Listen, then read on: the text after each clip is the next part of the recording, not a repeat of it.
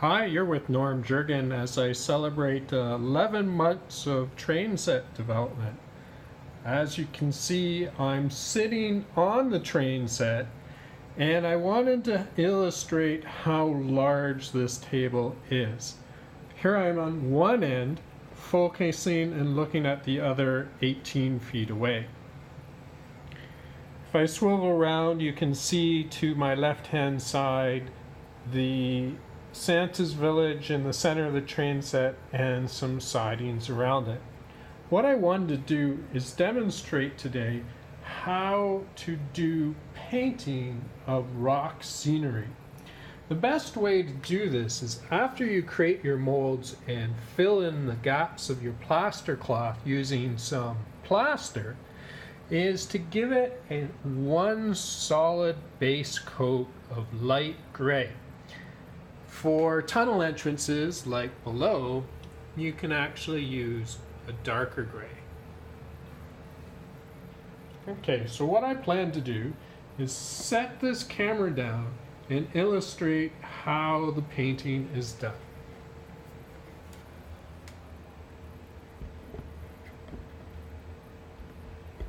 Good, hopefully you can see me well enough.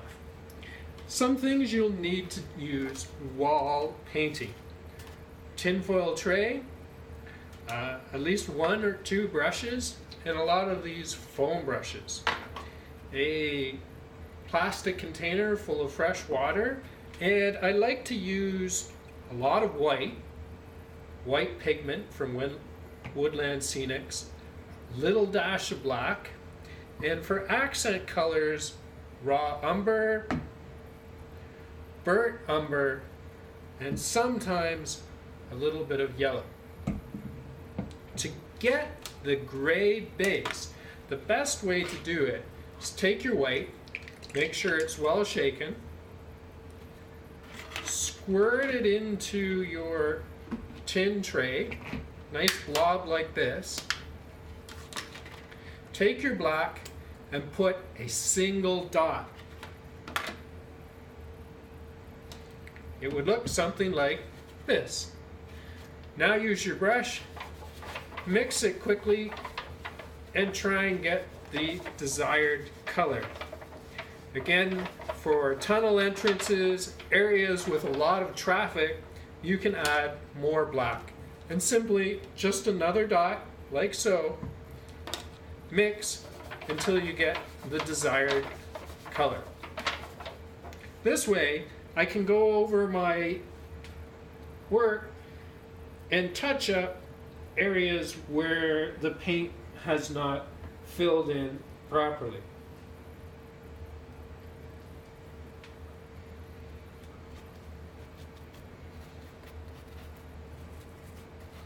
Be generous. The plaster cloth and the molds will suck up the paint.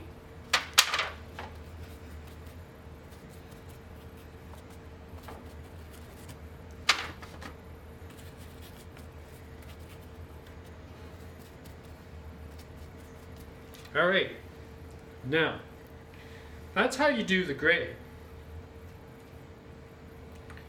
When you want to add color to your layout, this is where the fun begins. You take a color like your raw umber, you shake it, put a few drops into your tray, like this, full concentrated color. Now take your sponge brush, dip it in water, dip it into the paint, and focus on an area where you think something dark would appear.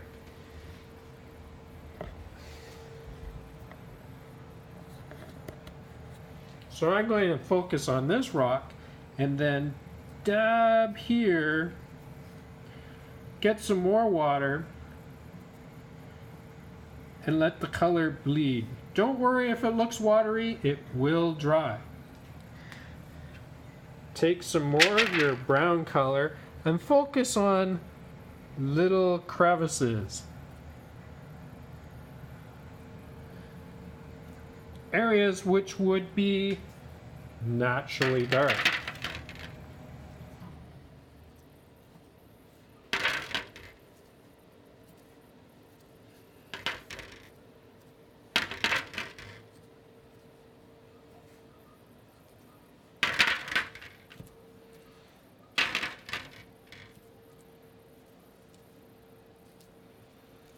Because you have a sponge brush, you can easily soak up the water.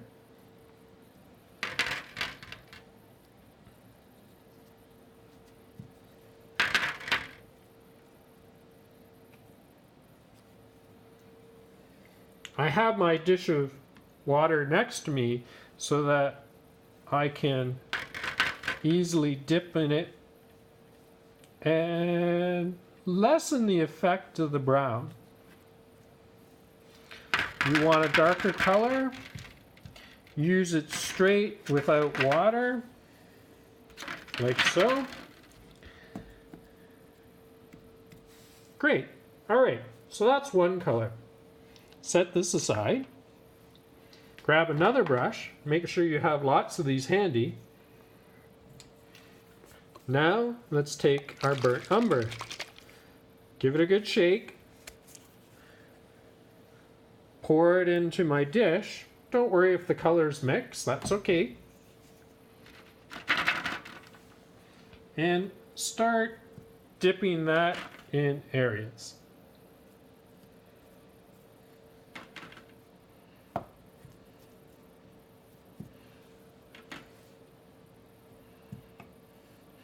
You want to lessen the effect, put some water.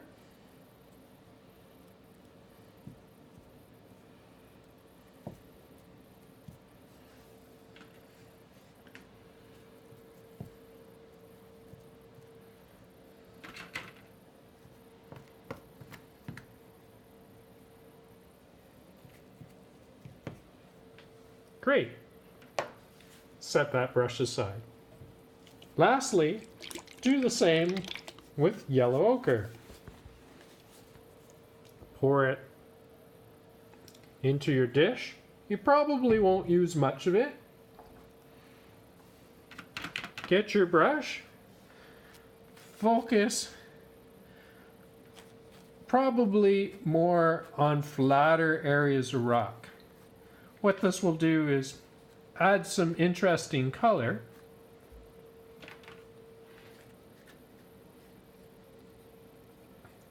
This color is pretty intense. It splashes too, so make sure you water it down.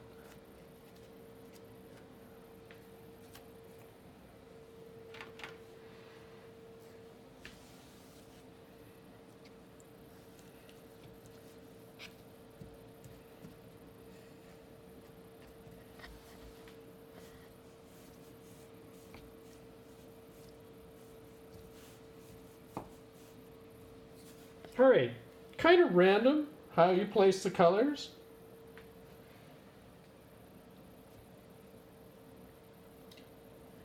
Set that brush aside. Now I have some gray still left over. I want to enhance some of the colors. I'm going to add a lot of black to that. Set this aside here so I can get both hands working. Okay, mix that in.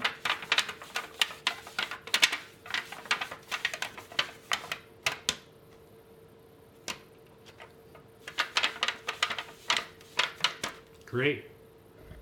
Now I have a darker gray to work with. Then very gently, just tap with your brush, like so, over areas. This can neutralize your color,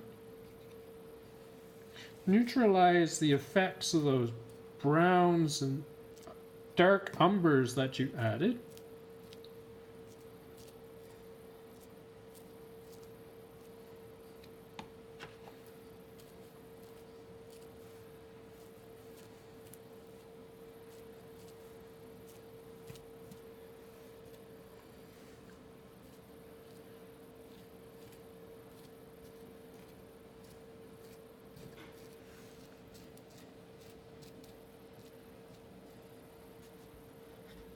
Great.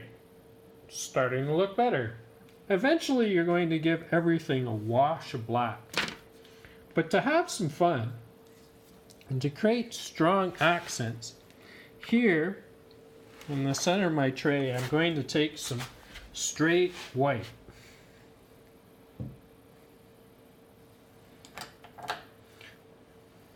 Then with a brush, put a little dab on my brush. I'm going to go to edges of the rock, like so. You can soften it with your finger.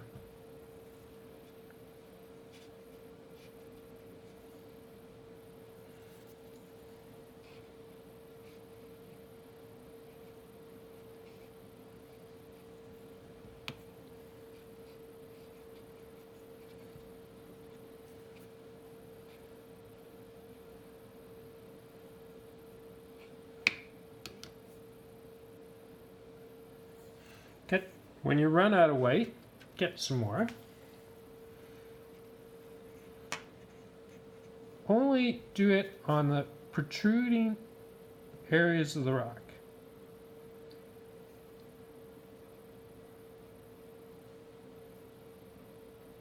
There. After repeating this process over and over, you will eventually reach a nice, satisfied look. And if I go over here to these areas, you can see the result.